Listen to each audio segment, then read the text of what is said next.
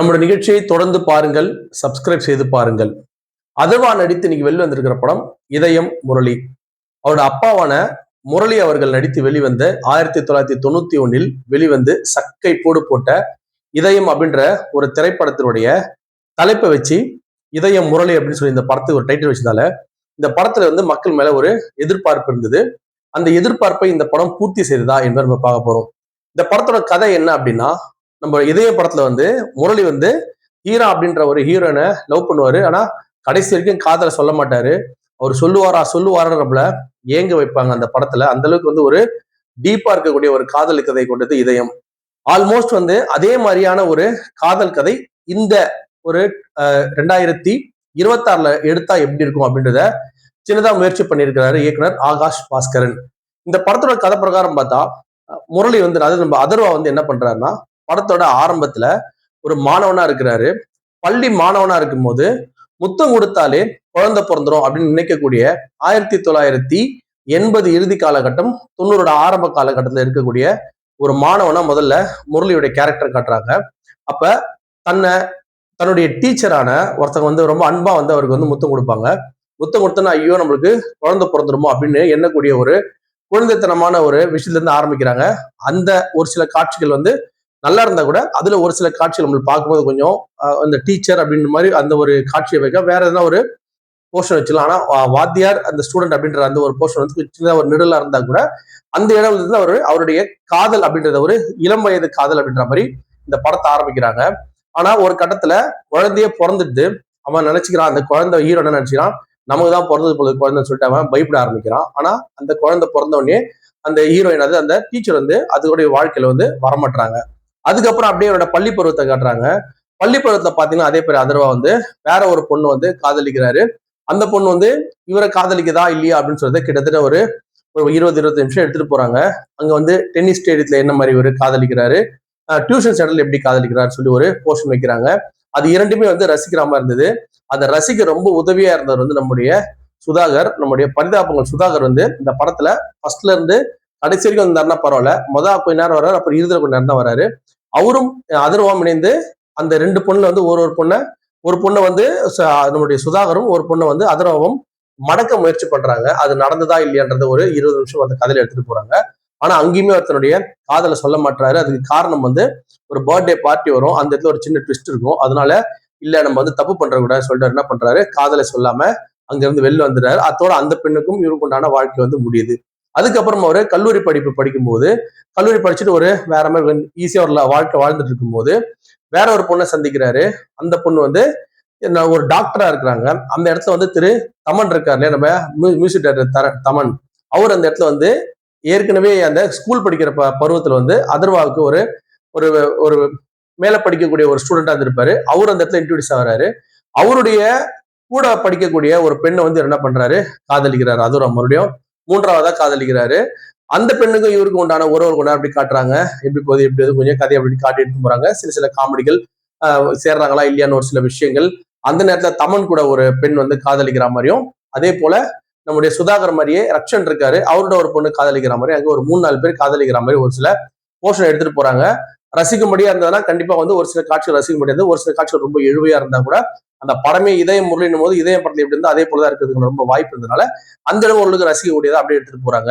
கிட்டத்தட்ட இன்டர்வலுக்கு முன்னாடி பாத்தீங்க அப்படின்னா அந்த பெண் வந்து ட்ரெயின்ல ஏறி நம்ம ராம்கி தான் அவங்களோட அப்பா இந்த ஊரை விட்டு வேற ஊருக்கு போறாங்க. அதுக்குள்ளேயாவது வந்து இவன் காதலை சொல்றாரா அப்படின்றத ரொம்ப எதிர்பார்ப்பாங்க. நண்பர்கள் எல்லாமே எதிர்பார்ப்பாங்க. ஆனா அந்த இடத்துலயும் வந்து என்ன பண்ண மாட்டாரு, அந்த இறுதி நேரம் வரைக்கும் காதலை சொல்ல முயற்சி பண்ணுவார். ஆனா அவரால் காதலை சொல்ல முடியாது. அது ரொம்ப வலியா இருக்கும். அந்த மாதிரியான ஒரு காட்சி அமைப்புல கிட்டத்தட்ட இன்டர்வல் முடியுது. இன்டர்வலுக்கு அப்புறமா என்ன நடக்குது அப்படின்றத பார்த்தா மீண்டும் என்ன ஆகுது, நம்முடைய தமன் இருக்கார் இல்லையா, அந்த தமன் வந்து காதலிக்கிற பெண் வந்து இவரை 2 பேர்ல நடந்த ஒரு சின்ன சண்டையிலால என்ன பண்றாங்கன்னா, தமனும் உண்மையா காதலிச்ச அந்த பொண்ணும் பிரிஞ்சிடறாங்க. தமனுக்கு வேற இடத்துல கல்யாணம் நடக்குது. அப்ப கல்யாணம் நடக்கிற இடத்துல போய் மறுபடியும் எல்லாரும் மீட் பண்றாங்க. மீட் பண்ணும்போது ஒரு முத டியூஷன் சந்திச்சா பாருங்க, அந்த பொண்ணு அங்க வருது. சோ அந்த பொண்ணு அங்க வந்ததுக்கு அப்புறமா மறுபடியும் இது விட்டகுறை தொட்டக்கரையா இருக்குன்னு சொல்லி இவர் வந்து மறுபடியும் அந்த பொண்ணு வந்து காதலிக்கிறாரு. நம்ம அது படத்தோட ஆரம்பத்திலே சொன்ன ஒரு சின்ன ட்விஸ்ட் இருக்கு அந்த பர்த்டே பார்ட்டில. அதால அந்த ட்விஸ்ட் எல்லாம் வந்து அவர் வந்து கிளியர் பண்ணிட்டு இந்த பொண்ணை காதலிக்க தொடங்குறாரு. அது மறுபடியும் வந்து அந்த காதல் சக்சஸ் ஆச்சா மறுபடியும் வந்து அந்த கல்லூரியில படித்த பெண் மறுபடியும் வந்தாங்களா, இல்ல வேற யாருனாவது வந்து கல்யாணம் பண்ணாரா, இறுதி வரை தன் காதலை சொன்னாரா சொல்லலையா அப்படின்றத இந்த படத்துடைய கதை. கிட்டத்தட்ட ஒரு 5 பெண்களை வந்து இந்த படத்துல வந்து அதர் வந்து கடந்து வர்றாரு. ஆனா 5 இடத்துலயுமே எந்த இடத்துலயுமே அவருக்கு அந்த ஐ லவ் யூ அப்படின்ற அந்த வார்த்தை வந்து அவர் வாயிலிருந்து வர மாட்டேங்குது. இதுதான் இந்த படத்துடைய முக்கியமான கரு. கிட்டத்தட்ட 2026ல 1991 அவங்க அப்பா எப்படி நடித்திருந்தாரோ அதே போல இந்த 2026ல அவருடைய மகனான அதர்வாவது காதல சொன்னாரனா, இறுதி வரை யார்ட்டையுமே காதல சொல்ல. அவங்கதான் வந்து ஒரு சில பேர் வந்து காதல் சொல்றாங்களே தவிர இவரு யார்ட்டையுமே காதல் சொல்லல. இதுதான் இந்த படத்தினுடைய கதை. இந்த படத்தை பொறுத்த வரைக்கும் பார்த்தா, இந்த படத்துல நடித்த நடிகர்கள் அப்படின்னு பார்த்தா நம்ம அதர்வா வந்து பொதுவா வந்து ஃபர்ஸ்ட் கொஞ்சம் கியூட்டா 2 3 பண்ணியிருந்தாரு. அதுக்கப்புறம் அவருடைய அந்த பர்ஃபார்மன்ஸ் வந்து கம்மியாயிடுச்சு. சரியான கதைகள் வந்து தேர்ந்தெடுக்கல. அந்த பரதேசி படத்தெல்லாம் கூட பாத்தீங்கன்னா நல்ல கதையா இருந்தா கூட அவருடைய லுக்லாம் வந்து ஒரு பெரிய இளைஞர்களை வந்து கவர்ற மாதிரி, ஒரு இளம் பெண்களை கவர்ற மாதிரி இல்லாம இருந்தது. அந்த எல்லா குறையுமே வந்து இந்த படத்துல திரு அதரை வந்து ரொம்ப அழகா தம்பி அதரை வந்து ரொம்ப அழகா வந்து மேனேஜ் பண்ணிட்டாரு. படம் முழுக்க வந்து அவருடைய அந்த முகம் வந்து ரொம்ப பிளசண்டா இருந்தது. பாக்குறதுக்கு வந்து ரொம்ப ஒரு அட்ராக்டிவா இருந்தது. நல்லா வந்து அவங்க அப்பாவோட ஒரு சில அந்த ரயில்வே ஸ்டேஷன்ல அவருடைய அப்பாவோட பாடல் ஒண்ணு வரும். அந்த பாடல்லாம் அந்த சீன்லாம் அவருக்கு நடக்குது எல்லாமே வந்து அவருடைய அப்பாவை ஒரு நம்மளுக்கு மறுபடியும் ஞாபகப்படுத்தக்கூடிய ஒரு சில காட்சியில வந்து அதர்வாவுடைய பர்ஃபார்மன்ஸ் இந்த படத்துல பொறுத்த வரைக்கும் எல்லா விஷயத்துலயுமே கொஞ்சம் மெச்சூரா நல்லா ஆக்ட் பண்ணியிருந்தாரு. ஆனா முகத்துல வந்து கொஞ்சம் வயசான கலை வந்து கண்டிப்பா தெரியுது அப்படின்றதுல இருந்து எந்த மாற்று கருத்தும் கிடையாது. அதுக்கப்புறம் இந்த படத்துல வந்து ஒரு மிகப்பெரிய பிளஸ் பாயிண்ட் யாருன்னா ஃபகத் ஃபாசில் தான். படத்தோட ஆரம்பத்துல வந்து கிட்டத்தட்ட அமெரிக்கால இருந்து ரிட்டர்ன் வராரு அதர்வான் குரூப்ஸ். அப்ப அதுதான் கதை சொல்ற மாதிரி தான் இந்த படம் வந்து ஸ்டார்ட் ஆகுது. அந்த கதையை கேட்கறதுனா ஃபகத் ஃபாசில் அந்த கதையை அவர் கேட்கிற விதமும் நடுவில் அவரை காட்டக்கூடிய காட்சிகள்லாம் வந்து ரொம்ப பிரமாதமா இருந்தது. ஃபகத் ஃபாசிலுக்கு வந்து நம்ம ஏற்கனவே சொல்கிறோம் ஒரு ஒரு பெரிய ஃபேன் ஃபாலோயிங் வந்து தமிழ்நாட்டில் ஆல்ரெடி இருக்கு. அந்த அளவுக்கு வந்து அவருடைய நடிப்பை வந்து பாராட்டாத ஆள் யாருமே இருக்க முடியாது. இந்த மாதிரி வேற ஒரு ஹீரோவோட கதையில வந்து இந்த மாதிரி கிட்டத்தட்ட அந்த படத்துல இருந்து ஒரு 15 நிமிஷம் வந்துக்கலாம் மிஞ்சி போனா. ஆனா அங்கே கட் பண்ணி ஒரு நாள் 2 நாள் தான் ஷூட் கொடுத்துருப்பாரு. இந்த படத்தை கடைசி வரையும் நம்ம பார்க்கணும் அப்படின்னா ஃபகத் ஃபாசில் நினைச்சு இந்த படத்தோட கடைசி வரைக்கும் பார்க்கலாம். அதுவும் இறுதியில வந்து அந்த கல்யாண பெண்ணுக்கு ஒரு விஷயம் பேசுவாரு. அது கண்டிப்பா வந்து எல்லாராலும் ரசிக்கப்படக்கூடிய ஒரு விஷயம் வந்து ஃபகத் ஃபாசில் இந்த படத்துல வந்து ஒரு பெரிய பிளஸ் பாயிண்டா இருந்தது. அதுக்கப்புறம் பாத்தீங்கன்னா இந்த பிரீத்தி முகுந்தன் அப்படின்றவங்க வந்து ஹீரோனா ஆக்ட் பண்ணியிருந்தாங்க. இவங்க வந்து அதுல ஒரு ட்விஸ்ட் இருக்கு. அவங்க ஒரு சில காட்சிகள்ல வந்து பார்க்க ரொம்ப கியூட்டா அழகா இருந்தாங்க. ஆனா நாசா விஞ்ஞானின்னு வாங்குவாங்க கடைசியா ஒரு விஷயம் பண்ணுவாங்க. அது நம்மளுக்கு கொஞ்சம் இதுவா இருந்தா கூட இந்தியன்ஸ் நாசா விஞ்ஞானி ஆகக்கூடாதா அப்படின்ற ஒரு எண்ணத்துல சரி பரவாயில்ல நம்ம அதை ஏத்துக்கலாம். அந்த வகையில பார்க்க ரொம்ப கியூட்டா அழகா அவங்களுடைய கேரக்டர் ரொம்ப நீட்டா பண்ணியிருந்தாங்க. அதுக்கடுத்து வந்து இந்த கையாடு அவங்க நம்ம தமிழ் நடிகை கையாடு வந்து பரவாயில்ல ஒரு சில காட்சி வந்தாங்க. ஆனா கொஞ்சம் அந்த முகம் வந்து கொஞ்சம் இவருடைய அதர்வாவோட கொஞ்சம் வயசான மாதிரி தான் என்னோட கண்ணுக்கு பட்டது. அது சரியா தப்பான்னு தெரியல. ஆனா இவங்க வந்து கிட்டத்தட்ட இந்த பிரீத்தி முகுந்தன் வந்து ஓரளவுக்கு மேட்சா இருந்தாங்க. இவங்களும் மேட்சா தான் இருந்தாங்க. ஆனா அந்த அதர்வாவோட ஒரு யங் லுக்கு ஏற்ற மாதிரி இல்ல, கொஞ்சம் வயதானவங்க மாதிரி இருந்தாங்க என்ன பொறுத்தவரைக்கும். அப்புறம் ரக்ஷன் இந்த படத்துல வந்து ஒரு சில காட்சி வந்தாலும் எதுவுமே நம்மள சிரிக்க வைக்கல. அவர் சிரிக்க வைக்க முயற்சி பண்ணாலும் பெருசா சிரிக்க வைக்கல. அப்புறம் இந்த நிகர் எண்ணம் அப்படின்னு ஒரு ஆக்ட்ரஸ் வந்து அவங்க தெலுங்கு நடிகை. அவங்க இந்த படத்துல வந்து தமனுக்கு ஜோடியா நடிச்சிருந்தாங்க. அவங்க உண்மையா வந்து நல்லா ஆக்ட் பண்றாங்க. அது அவங்க கேரக்டர் வந்து நல்ல கேரக்டரா கொடுக்க மாட்டாங்க. ஒரு மாதிரி சரக்கு அடிச்சுட்டு அந்த மாதிரி கேரக்டர் தான் கொடுக்குறாங்க. இருந்தாலும் வந்து அந்த கேரக்டர் மிக சிறப்பா பண்ணாங்க. அந்த காதல் தோல்வியில காட்டுற காட்சியில் வந்து ரொம்ப சிறப்பா பண்ணாங்க. அப்புறம் வந்து நம்ம நடராஜன் அவர் வந்து நம்ம இந்த படத்துல வந்து உண்மையா வந்து ஒரு அருமையான கேரக்டர் கொடுத்துருக்காங்கன்னு சொல்லி சொன்னேன்னா, அம்மா அப்பா இல்லாத ஒரு மகனை வளர்க்கக்கூடிய தாய் மாமனா இந்த படத்தை அவரை காமிச்சிருப்பாங்க. அவர் வந்து அவரை பத்தி ரொம்ப பெருசா காட்டலாம் கூட அந்த ஒரு கேரக்டரோட ஒரு டிசைன் வந்து ரொம்ப நல்லா இருந்தது. அம்மா அப்பா இல்லாத ஒரு பையன் வந்து வளர்க்குறாரு, தாய் மாமா வளர்க்குறாரு. ஆனா இறுதி வரைக்கும் வந்து அந்த பையனுக்காக என்ன நடந்தாலும் அந்த பையனுக்காகவே வந்து அவர் வந்து ஒருத்தரோட வாழ்க்கையை அர்ப்பணிக்கக்கூடிய ஒரு கேரக்டரா பண்ணியிருந்தாரு. உண்மையா பார்க்கும்போது ரொம்ப ரொம்ப ரொம்ப பிடிச்சிருந்த ஒரு கேரக்டர் வந்து திரு நட்டியோட கேரக்டர். இந்த படத்தோட மெயின் ஹீரோ வந்து யாருன்னா சுதாகர் தான். சுதாகர் வந்து ஜென்ரலா வந்து நீங்க பரிதாபால் நிகழ்ச்சியில பாத்தீங்க அப்படின்னா நம்ம கோபி இருந்தா கூட சுதாகரோட அந்த டைமிங் வந்து அவ்வளவு சூப்பரா இருக்கும். அவ்வளவு சூப்பரா பெர்ஃபார்ம் பண்ணுவாரு.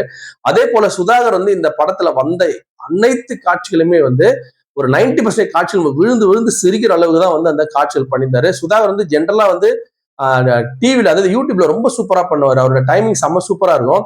அவர் பொதுவாக வந்து கேமரா பார்த்து ஆக்ட் பண்ண மாட்டார். கேமரா பார்க்காம தான் ஆக்ட் பண்ணிட்டே இருப்பாரு. இந்த படத்துல கேமரா பார்த்து ஆக்ட் பண்றதால அங்கங்க ஒரு சில காட்சிகள் வந்து அவர்களால அந்த டைமிங் எடுக்க முடியல. ஆனாலும் வந்து சுதாகர் மட்டும் இந்த சுதாகர் மற்றும் ஃபகத் ஃபாசில் போன்றவங்களாம் இந்த படத்துல இல்லைன்னா இந்த படம் வந்து ரொம்ப ரொம்ப ஸ்லோ படமா இருந்திருக்கும். அது இல்லாம இந்த படத்தை நடுவில் நம்ம சிரிக்க வச்சு நம்மளை சந்தோஷப்படுத்துறது வந்து கண்டிப்பா சுதாகர். டிராவிட்லாம் வந்து பண்ணார். ஆனா ஒரு பெரிய வந்து பர்ஃபார்மன்ஸ்லாம் ஒண்ணும் இல்லை.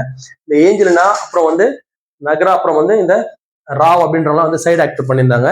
இதுல சொல்லக்கூடிய மூன்றாவது விஷயமா நான் இந்த படத்துல வந்து ஒரு 3-4 கேரக்டர் ரொம்ப நான் ஸ்பெசிபிக்கா சொல்லணும். அதுல வந்து தமன் அப்படின்றவரு, இவர் வந்து உங்களுக்கு தெரியும், அந்த பாய்ஸ் படத்துல நடித்தவர் வந்து தமன். எத்தனை பேருக்கு தெரியும்னு தெரியல. இப்ப இருக்கிற யங்ஸ்டர்ஸ் தெரியுமான்னு தெரியல. ஒரு இசையமைப்பாளரா நீங்க வந்து கன்சிடர் பண்ணாதீங்க. முதல்ல வந்து ஒரு நடிகரா தான் பாய்ஸ் படத்துல திரு சங்கர் அவர்களால் வந்து அறிமுகப்படுத்தப்பட்டவர் வந்து தமன். இந்த படத்துல தமனுடைய ஒரு பர்ஃபார்மன்ஸ் எப்படி இருந்தது அப்படின்னா, ஒரு எனர்ஜெட்டிக்கா இருந்த ஒரு பர்ஃபார்மன்ஸ் தமனோட பர்ஃபார்மன்ஸ். அது எல்லா ஆக்டிவிட்டிஸுமே வந்து எங்கேயுமே வந்து இவர் ஆக்ட் பண்ற மாதிரியே தெரியாத மாதிரி எனக்கு ரொம்ப ரொம்ப பிடிச்ச ஒரு ஒரு இதெல்லாம் இந்த படத்தை பொறுத்தவரைக்கும் தமன் தான் ஃபர்ஸ்ட். அதுக்கப்புறம் தான் பகத் ஃபாசில் வச்சுக்கலாம். ஏன்னா அவர் நீங்க கூர்ந்து கவனிச்சீங்கன்னா போதும், ஒரு மியூசிக் டைரக்டர் கிட்டத்தட்ட வந்து ஒரு ஒரு இந்த ஒரு கிட்டத்தட்ட ஆயிட்டு இருக்கும், ஒரு 45-47 வயசு கிட்டத்தட்ட ஆயிட்டு இருக்கும். ஆனா அவரு இந்த சின்ன பசங்க மாதிரி அவர் வந்து ஒரு ஆக்ட் பண்ணி அந்த பசங்க ஈடு கொடுத்து தன்னுடைய அந்த கர்வத்தெல்லாம், அவ்வளவு பெரிய மியூசிக் என்ற கர்வத்தெல்லாம் இறக்கி வச்சு ரொம்ப சாதாரணமா அழகா சூப்பரா அவரோட கேரக்டரை பண்ணிக்கிறாரு. ரொம்ப அது அவர் பேசுற எல்லா வசனம் ரொம்ப நீட்டா இருந்தது.